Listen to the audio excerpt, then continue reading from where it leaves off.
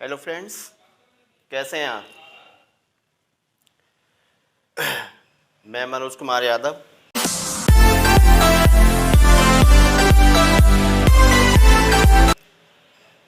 आज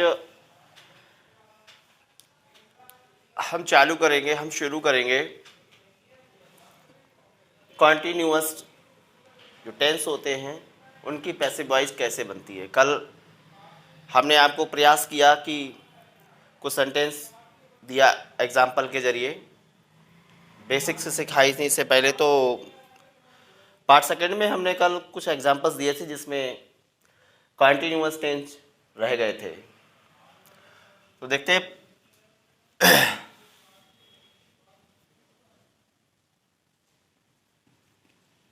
प्रेजेंट,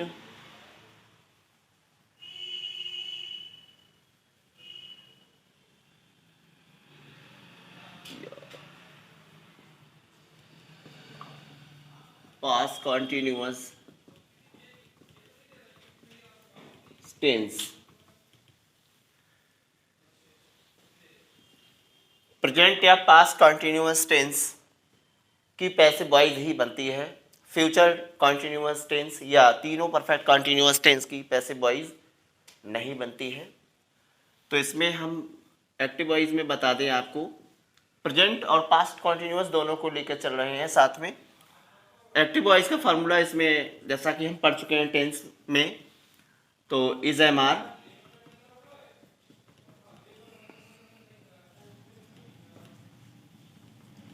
बाजबर के साथ वर्ब की फोर्थ फॉर्म होती है। फोर्थ फॉर्म का मतलब होता है वर्ब की फर्स्ट फॉर्म में आईएनजी वाली फॉर्म प्लस जो ऑब्जेक्ट होता है।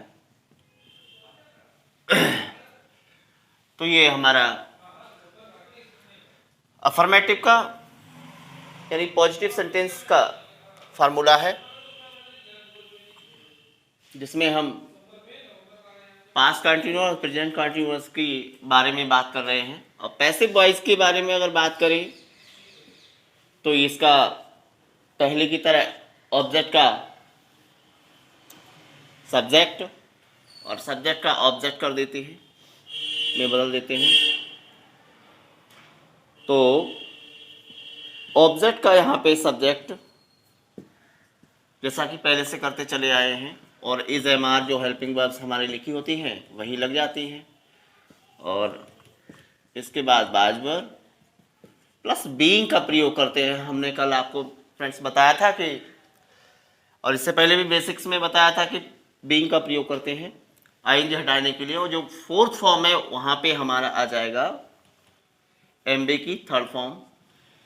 और भाई बात करें तो ये सब्जेक्ट का ऑब्जेक्ट, ये हमारा बाई लगा के ऑब्जेक्ट आ जाएगा। तो ये हमारा फार्मूला तैयार हुआ पैसिव वॉइस का।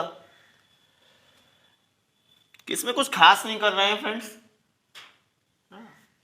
इसमें पहले की तरह हम ऑब्जेक्ट का सब्जेक्ट और सब्जेक्ट का ऑब्जेक्ट चेंज कर रहे हैं, और इज एम आर जो हमारी हेल्पिंग वर्ब्स दे रखी होती हैं वो वही हमने नोट किए हैं। बाकी बीइंग का प्रयोग किया है और एमबी की थर्ड फॉर्म यानी आईएनजी हटा के। तो देखते हैं अब इसमें एग्जांपल्स के जरिए।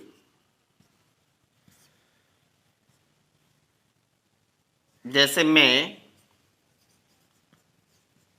हिंदी से वाक्य क्यों लिख रहे हैं, क्योंकि हिंदी में भी वॉइस होते हैं और इंग्लिश टू इंग्लिश सेंटेंस में भी होते हैं, हिंदी से इंग्लिश बनाने में भी होते हैं, तो दोनों कवर हो जाएंगे।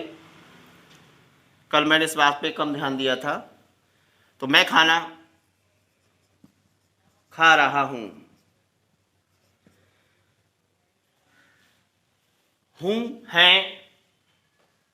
है।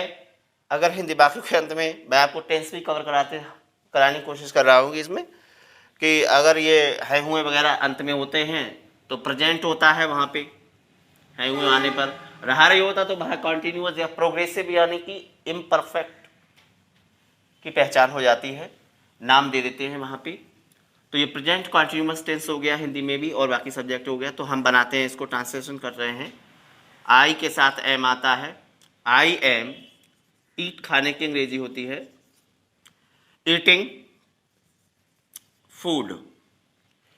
अच्छा फ्रेंड्स, फूड क्या है, हम दिया गया जो एक्टिव सेंटेंस इंग्लिश का होता है उसमें हम ऑब्जेक्ट और सब्जेक्ट को पहचानना जरूरी समझते हैं, जरूरी होता है। तो फूड, अब इज एम आर आई के अकॉर्डिंग एम आया। फ्रेंड्स ध्यान से समझने की बात है यहाँ पे कि आई के अकॉर्डिंग एम आया। फूड सिंगुलर है, सब्जेक्ट्स है, तो इसमें इज का प्रयोग करेंगे और इसके बाद बाई आईएनजी हटाने के लिए वही बीइंग का प्रयोग करेंगे, बीइंग। और ईट की जो थर्ड फॉर्म होती है वो इटेन, बाई मी, आई का हो जाता है। तो ये फ्रेंड्स हमारा तैयार हो जाता है पैसिव वॉइस। ये सेंटेंस हमारा एक्टिव था, यानी कि इसकी अगर हिंदी की बात करें तो मेरे द्वारा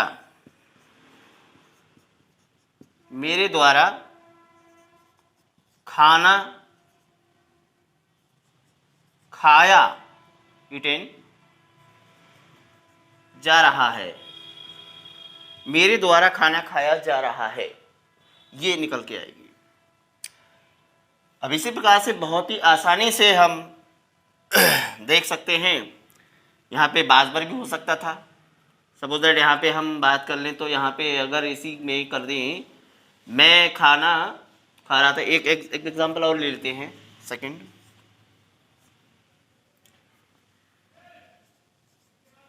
वे क्रिकेट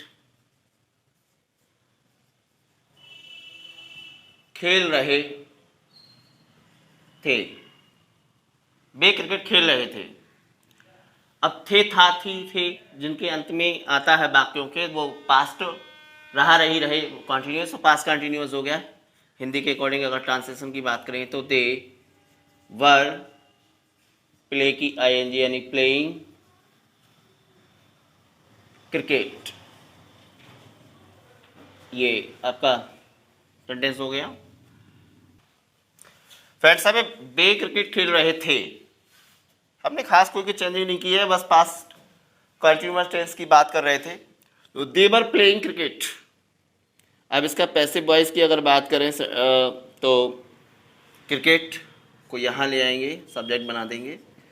बाकी दे प्लूरल था, बार बार हम इस बात पे ध्यान दे रहे हैं कि दे के अकॉर्डिंग जो एक्टिव वॉइस में दी गई हेल्पिंग वर्ब्स होती है तो वहाँ पे वर का प्रयोग या जो भी हेल्पिंग वर्ब प्लूरल दे रखी होती है एक्टिव में, लेकिन उससे वर से मतलब नहीं होता। हम जो ऑब्जेक्ट का सब्जेक्ट बनाते हैं उसकी हेल्पिंग वर्ब वही लगाएंगे उसी के अकॉर्डिंग। तो बास आना चाहिए, क्रिकेट एक वचन है, सिंगुलर है, तो और आईएनजी हटाने के लिए वही हम बीइंग का प्रयोग करेंगे, बीइंग। बाकी प्लेड और बाई यहाँ पे आ जाता है देम, इस तरह से। अगर हम फ्यूचर कॉन्टिन्यूअस की बात करें तो फ्यूचर कॉन्टिन्यूअस बनता ही नहीं है, जैसे कि हम एग्जांपल दिए दे रहे हैं। अगर आ जाता है तो थर्ड फ्यूचर कॉन्टिन्यूअस टेंस कैसा होगा, ऑप्शन में कभी एग्जाम में पूछा जा सकता है या फिर बनाने को आ जाता है, सेम वही रहता है। तो आपको बता देते हैं, हालांकि आप हम लोग पढ़े रहे हैं। मैं इसी सेंटेंस को लिए ले रहे हैं, खाना खा रहा होऊंगा, मैं खाना खा रहा होऊंगा। तो फ्रेंड्स यहाँ पे गा गी गे आप अच्छे से भली भांति से जानते हैं, जहाँ पे आता है वो फ्यूचर टेंस हो जाता है। और रहा रही वही हम पहले ही बात की थी, रहा रही जहाँ पे आता है वो कॉन्टिन्यूअस यानी प्रोग्रेसिव सेंटेंस की तरफ इशारा जा रहा है। तो आई शैल बी, आई के according shall be, I shall be eating food. अब यहाँ पे शैल बी विल बी पहले से हमारे मॉडल वर्ब्स में will shall must can could may might में जो है बी का प्रयोग करते हैं, इसमें पहले से दी हुई है। बाकी नियम के अकॉर्डिंग नियमों को हम मानते हैं, नियमों को मानेंगे जो बुक्स वगैरह में दे रखे होते हैं। हमारे विद्वान लोग जैसे खाया है तो हम इसको बना ही नहीं सकते, है ना। हम बस इतना ही कर सकते ऑब्जेक्ट का सब्जेक्ट, सब्जेक्ट को बन, लेकिन इसका पैसिव नहीं बनेगा, नो पैसिव ना, नो पीवी पैसिव नहीं बनेगा।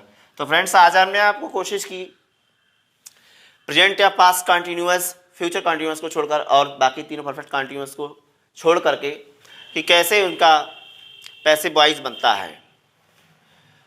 तो आई होप आपने ठीक से समझ लिया होगा। यदि कोई दिक्कत आ रही तो कमेंट में आप बता सकते हैं, मैं ट्राई करूँगा कि वो इम्प्रूव हो। Thank you.